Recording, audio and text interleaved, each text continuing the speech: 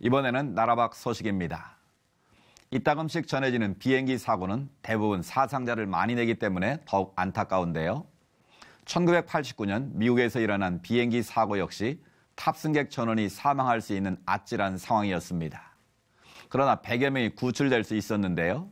그 당시 생존한 여성은 바로 그 순간에 임재하셨던 하나님을 증거합니다. 미국에서 전해온 소식입니다. We heard and watched that day, July 19th, 1989, when a jumbo jet lost its hydraulics, making it virtually impossible to control. Plane in 19, he's coming down real fast down the south end. Okay, all right, stand by. He's on fire. Down. Do you remember that day, Helen? I remember every minute of that day as vividly as if it were last week. What we didn't know is how this tested the faith of Helen Young Hayes, a successful money manager seated in row 9, seat B. Armed with faith, she prayed the impossible, that God literally guide the pilot's hands as they attempted to land a DC-10 with no hydraulic assistance, something never done before.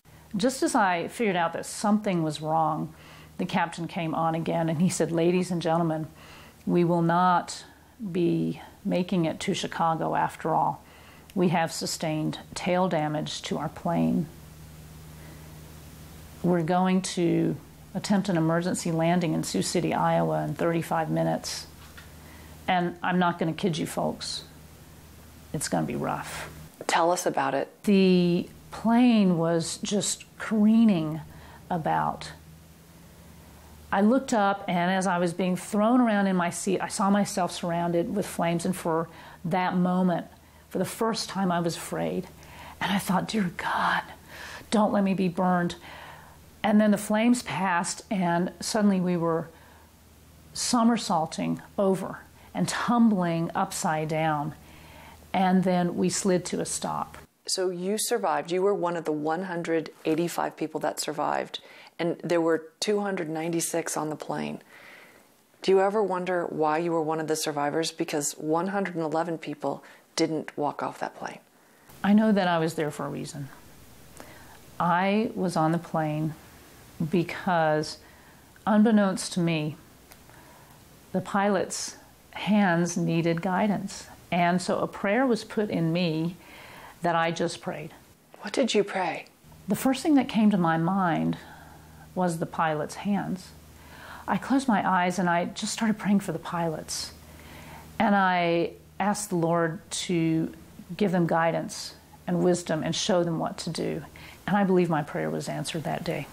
For the first time in aviation history, a plane that was unsteerable and had no elevators, so it didn't have the ability to go up and down, and it did not have brakes and landing gear.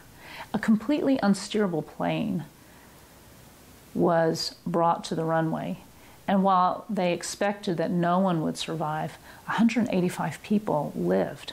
I know that's why I was on the plane. Where did you get that faith?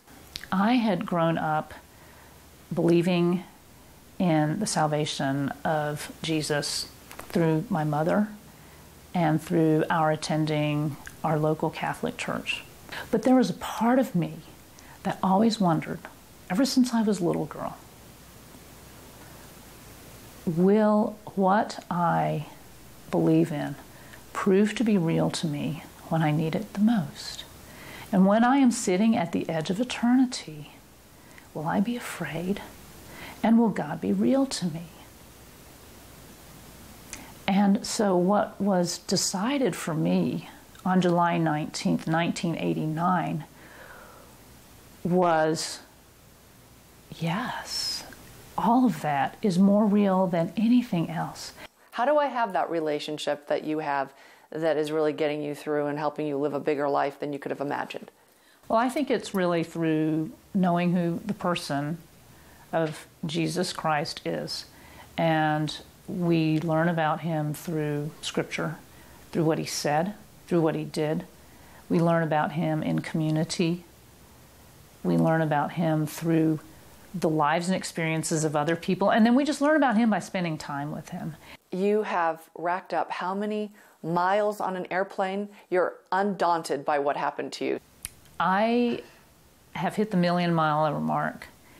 And I have looked death in the eye and sat and glanced over the edge of eternity.